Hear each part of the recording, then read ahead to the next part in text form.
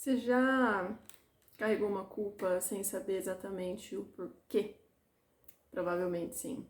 Como se ela tivesse estado sempre ali, mesmo antes de você ter chegado no mundo.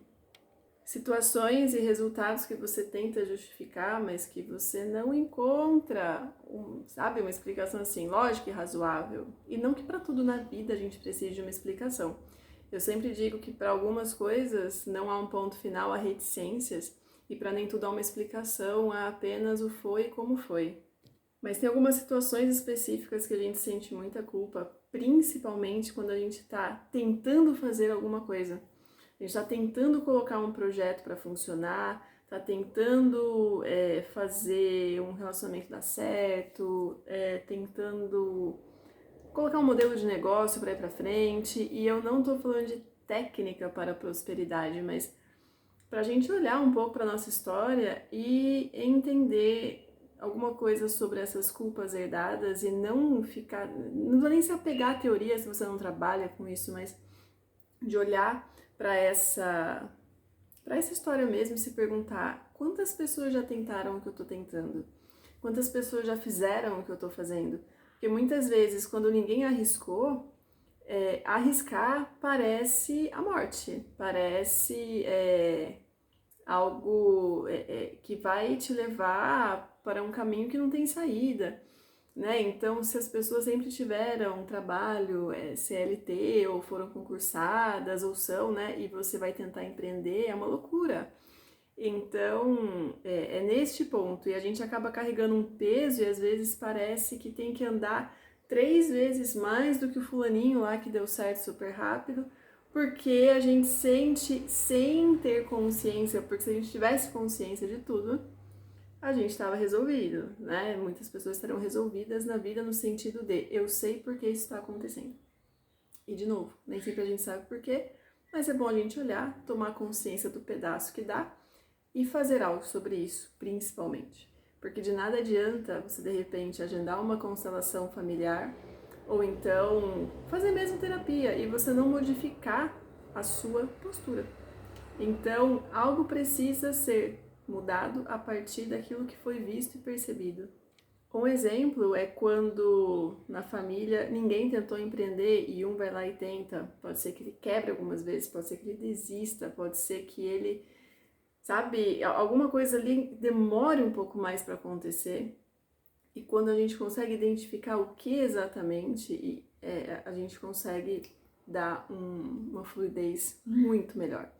Tem pessoas que dão super certo, por exemplo, né? Pode ser que você me conte um caso assim, mas o fulaninho tentou alguma coisa pela primeira vez e deu super certo e foi. E essa pessoa não carregava culpa.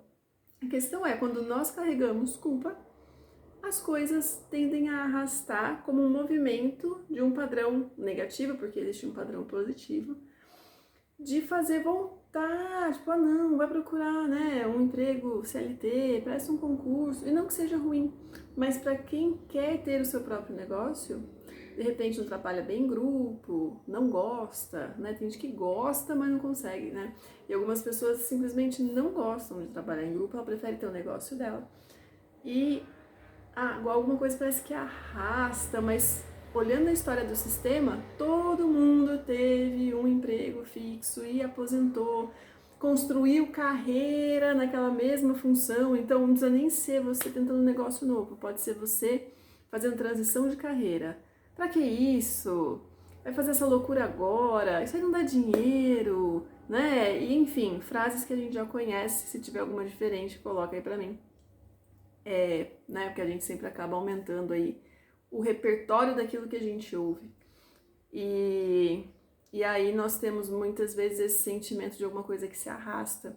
Exemplo disso também é de pessoas que, de repente, ninguém na família quis ter filhos, ou a maior parte não quis, foi uma escolha ou não pôde. E aí essa pessoa escolhe ter filhos. Então, para ela, acaba sendo um pouco mais difícil do ponto de vista de demora um pouco mais, tem impedimentos, tem culpa, uma culpa muito grande, já não sei se eu deveria, né? E essa questão da maternidade e paternidade tem que ser muito bem pensada quando possível. né? Então, também em relação à saúde, pessoas que tiveram, por exemplo, ninguém na família se cuidava, todo mundo sentava e comia mesmo, enfiava o pé na jaca, era aquela história. Eu nunca tive problema, mas faleceu de questões de saúde ligadas a descontrole alimentar. E aí, quando aquele um fulaninho resolve fazer academia e cuidar da saúde, ele para a academia e tem preguiça de ir e acha que é só preguiça. E não é. Porque existe uma vontade real de cuidar da saúde, só que naquele sistema ninguém cuidou. Então, o que acontece ali? Essa pessoa ela sente um pequeno peso. Então, é como se a gente estivesse tentando, em todas essas situações, ficar igual todo mundo aqui, com um sentimento de pertencimento, porque sob os olhos dos nossos, né, o maior desejo, né, as duas grandes necessidades da criança e de nós, seres humanos, como indivíduos, enquanto crianças, é sermos vistos e nos sentirmos pertencentes. Então, a gente precisa ser visto, tipo, eu vejo ele, não, ele faz igual eu faço, ele faz a mesma coisa que eu, olha que orgulho, essa validação. E o sentimento de pertencimento, eu faço parte dessa família porque faço igual todo mundo, né? Ou faço algo igual, tomo as mesmas decisões, inspirado no fulano lá de trás, que a família às vezes inteira conta história, e às vezes não precisa nem ser tão distante, às vezes é em relação ao próprio pai e à própria mãe. Então a gente tem esses exemplos, principalmente na questão do todo homem tem que, ou toda mulher tem que, e aí a gente aplica comportamentos que já não se aplicam mais nos dias de hoje, né? Culpas introjetadas na infância exatamente por essa necessidade de ser visto e pertencente. E aí a criança vai tentar agradar, ser perfeita, não decepcionar para continuar tendo esse olhar. E isso vai escalando conforme a gente vai crescendo e adultecendo. Vai mudando as situações, mas o comportamento raiz está ali, a mesma coisa. Então, fica uma reflexão de quanta culpa que eu carrego na minha história, mas não é, ela é parte da história do sistema, mas ela não é minha história pessoal. Ela é a história de alguém que eu amo, ou de alguém que de repente eu nem conheço.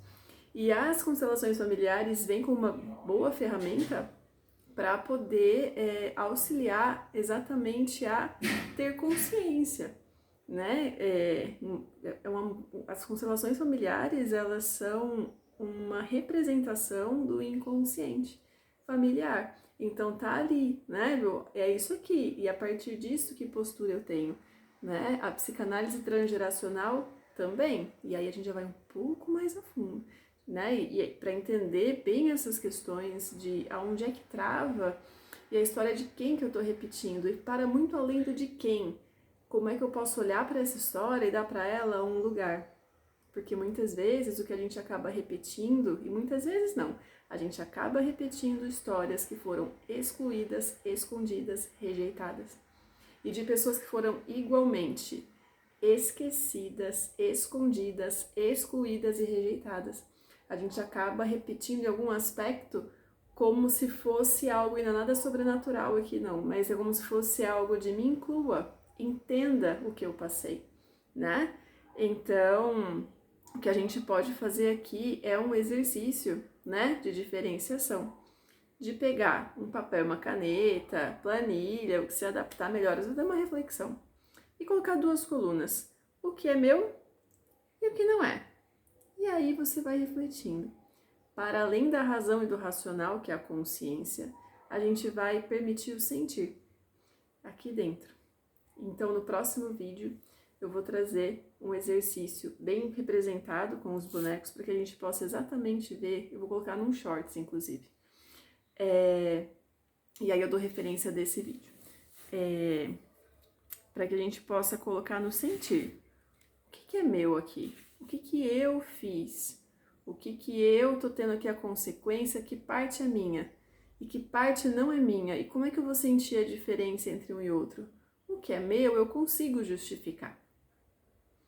E eu também sinto, eu entendo que é meu aquilo. Agora, quando a gente parte pro que não é meu, eu não sei explicar isso aqui. A gente vai usar um pouquinho da razão aqui. Mas a gente vai usar ela para nos levar àquela parte que a gente não consegue ver.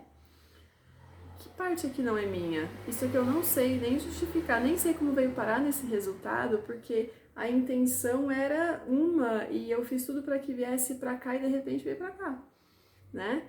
Então você não precisa repetir uma dor que não começou em você, mas muitas vezes por amor e lealdade a gente traz a dor de alguém para tentar resolver. Isso se dá de uma forma muito clara quando é pai e mãe. A gente tenta salvar, ou algum parente muito querido, vô, vó, irmãos muitas vezes, né? E então a gente pode devolver para as pessoas as histórias delas, principalmente como confiança na força que elas têm.